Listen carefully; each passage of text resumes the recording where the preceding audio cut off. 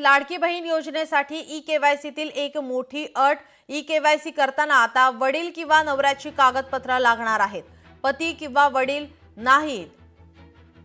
हयात कोणाचे जोडणार आधार कार्ड असा सवाल आता केला जातोय।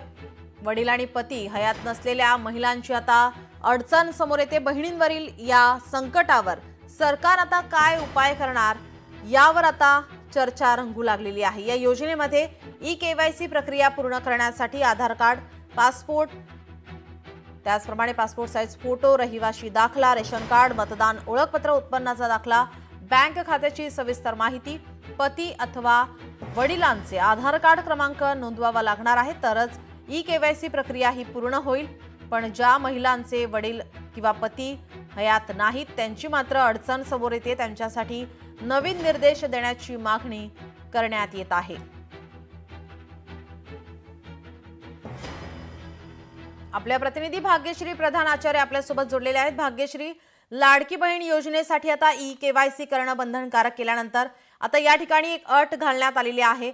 वडील किंवा नवऱ्याची कागदपत्र हे बंधनकारक आहे, मात्र ज्यांचे वडील किंवा पती हयात नाही त्यांच्यावर आता ही अडचण या ठिकाणी समोर येते। नक्कीच नीलम, खरं तर लाडकी बहीण ही योजना जी आहे ही पहिल्यापासूनच वादातीत ठरलेली योजना आहे असं म्हटलं तर काही वावगं ठरणार नाही। कारण सुरुवातीला निवडणुकांच्या पार्श्वभूमीवर ही योजना आणण्यात आली, त्यानंतर विरोधकांनी यावर प्रचंड टीका देखील केली। त्यानंतर जर बघितलं तर आता ह्या लाडक्या बहीण योजनेचा इतका मोठा बोजा। लोकशाही मराठी ऐका, पहा, जागरूक रहा।